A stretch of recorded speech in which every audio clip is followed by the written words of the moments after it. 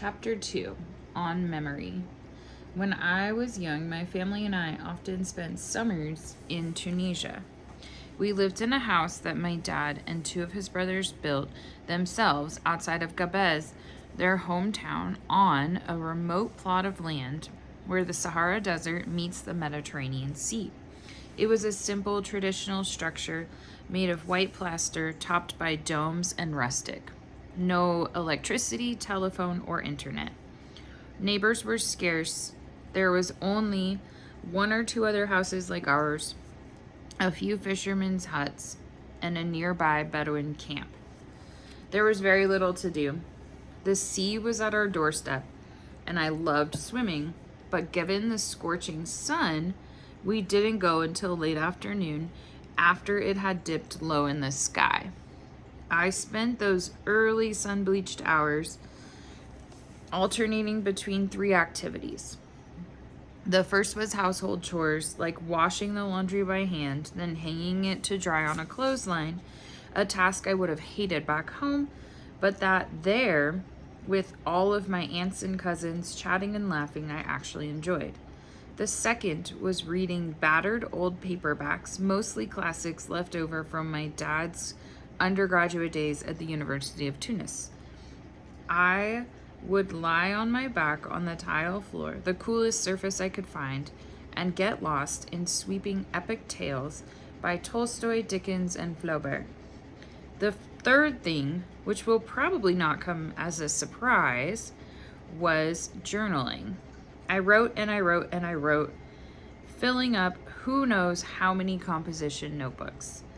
Around the house was an olive grove that my uncles Munir and Jelani had planted, and one particularly large tree was only a stone's throw from the house. I would climb it as high as I could, and from my perch in the canopy, I wrote about the Bedouin neighbors coming over to build a mud oven and making tabbouna, a flatbread you bake by sticking the dough to the oven's sides. After having my first cafe au lait made for me by my Aunt Fatima, it was mainly sweetened milk with only the tiniest splash of coffee. About the ritual of preparing my favorite breakfast food, basissa, a traditional Tunisian dish made of ground barley, sugared and flavored with anise and fenugreek, then mixed into a paste with olive oil topped with dates and nuts. I also wrote about the heat, the sand, and the siroccos, which are desert winds that sweep in, lifting and swirling the grains of sand with growing intensity, forcing you to retreat inside to pull the doors and shutters firmly closed. I wrote about the wraparound terrace on the second story of the house and how each night my cousins and I would drag little pallets out to sleep in the cool night air. How my cousins and I whispered to one another, teased one another, played pranks that occasionally erupted into a pillow fight. I wrote about how we smoked pilfered cigarettes on the roof once all the adults had gone to bed, and about the desert sky on those nights. How clear it was, how inky black, and how impossibly incandescent were the stars. Those days remain in my memory in minute detail, especially the last full summer I spent there, the summer I turned 18. Nothing noteworthy happened, but I remember it viscerally.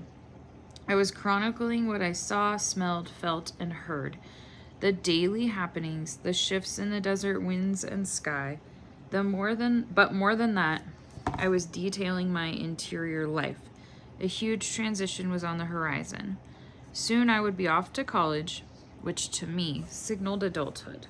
I remember imagining that new life, all my hopes for it and my fears too, and at the same time mourning my childhood. I was keenly aware that it was the last summer our family would be together like that. Likely the last summer of my life where I would be bored, and I felt the impulse to hold on to certain childhood things. Keeping a journal did that for me. Writing everything down crystallized it. The feeling of cool tiles against sticky skin, the view from the olive tree, the smell of the sea, that sense of impending change. I still have those journals, and at times I return to them. What usually makes it into our memory banks are the bigger things, the zeniths or the nadirs. So it's a kind of luxury to recall those sweet small moments, the ones that fade from view with the passage of time. It's fascinating to revisit who I was at 18, cringeworthy moments and all. If only I had channeled the time I spent writing about boys into learning languages, I could have been a prize-winning polyglot. As the writer Dani Shapiro once said to me, to go back to my journals is a way to reach a hand out to that young woman to dance with her a bit. As opposed to remembering myself at that age, I actually encounter myself at that age. This is one of my favorite things about the journal. It's a repository of memory, a place to catch moments as if in amber.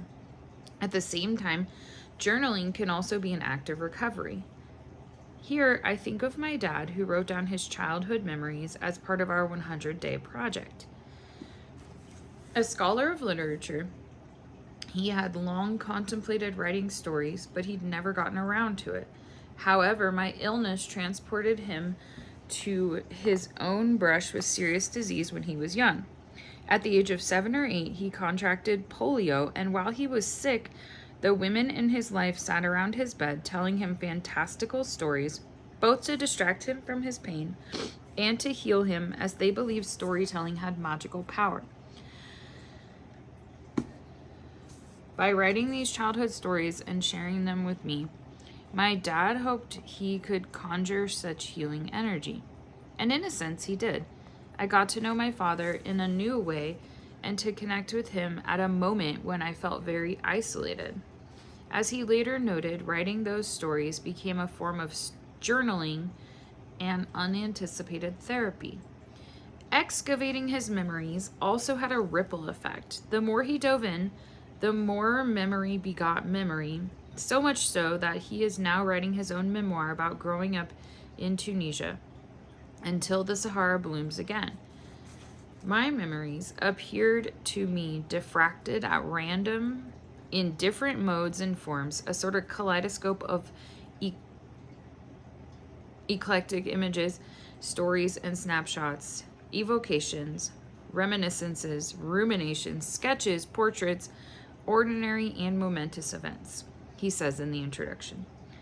In the process of recovering these long forgotten memories, I realized that, in fact, I was writing my body, remembering its sundered parts and reassembling them into a corpus, a bioalbum. It's not a complete history, of course. Recovering memory is more like picking up shards of your past, but even that can be beautiful because they can be reassembled as a mosaic, which, as the author Terry Tempest Williams says, is a conversation between what is broken. Maybe it seems I'm writing about memory through the rose-colored lens of nostalgia, as if all memories are cherished experiences. It's more nuanced than that, of course. Not all memories are happy ones. Looking back is not always pleasant. In fact, it can be disorienting. How many times have we tried to remember only to come up blank? Or felt a bad memory eclipse an entire period of time? Or had a seminal memory conflict with someone else's version? In his memoir, Uncle Tungsten, Oliver Sacks writes about a vivid memory of a bomb falling behind his house when the Germans were blitzing London in World War II. He recalled how the bomb burned with a terrible white-hot heat, how his father fought the fire, how his brothers helped by carrying in pails of water to douse it. But the water only made it burn hotter. There was a vicious hissing and sputtering each time the water hit it, Sacks said.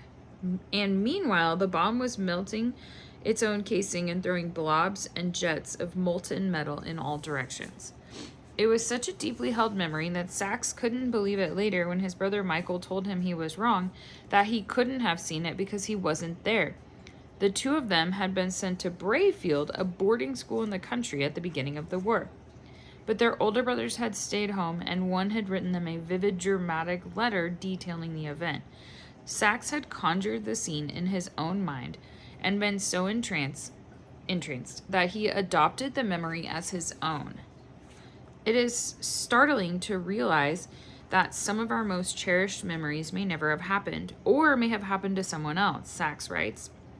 He doesn't condemn himself for the mistaken account.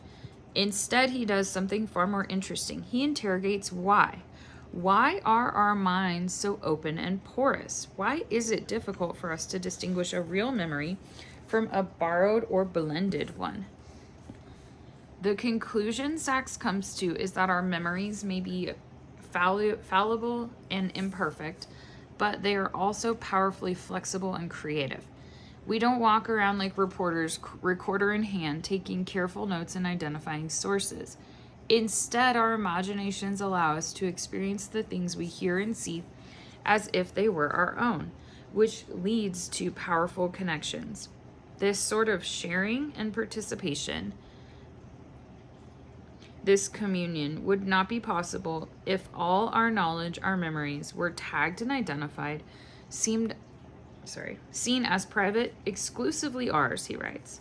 Our memories are made of not only our direct experiences, but also the experiences of others. They arise and exist in conversation and ever-evolving dialogue. This dialogue works in various ways. It can be a literal dialogue with another person, teasing out the facts and the fictions, as in Sachs' case, or it can be a dialogue with someone who's no longer with us. I was once speaking to Marie Howe about her poem, What the Living Do, which is addressed to her brother Johnny, who had died a few years before she wrote it. It begins as a recounting of the everyday things, the clogged sink, the spilled coffee, the things that the living do, which Johnny doesn't do anymore. Then comes the volta or the turn, which is where the energy shifts, where the poem answers itself. Even here, a dialogue. But there are moments, walking, when I catch a glimpse of myself in the window glass, and I'm gripped by a cherishing so deep for my own blowing hair, chapped face, and unbuttoned coat that I'm speechless. I am living. I remember you. Marie repeated this last part to me with emphasis. I remember him, she went on. To remember somebody means to put them back together and to hold them within ourselves. As everybody knows, or will come to know, people who you can't live without die, and you keep living. But once they're dead, they can be with us all the time. It's a powerful insight, though of course, remembering of this kind is not without pain. However, I've found that avoiding a painful memory does not make it go away. In fact, it's often the opposite. That's true.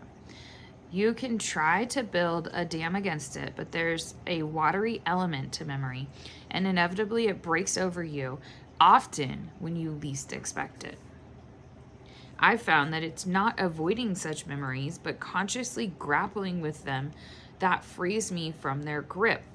After putting them on the page, I'm no longer pinned by them, pinned to that moment, that feeling, that hurt. With a little distance, they are transformed from a trauma that I'm forced to continually relive into a record of my resilience, which lends me pride and confidence.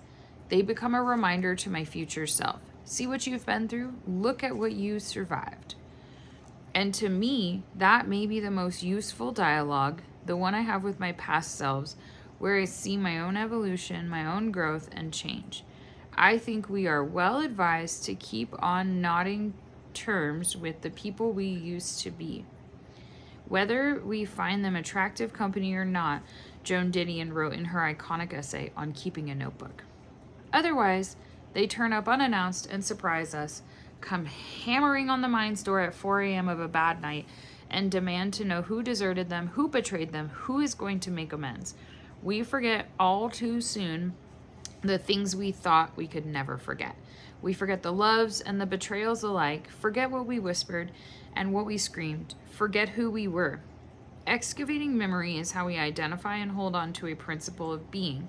It's how we trace the through line from our past, how we notice patterns that inform our present, that ripple out to our future.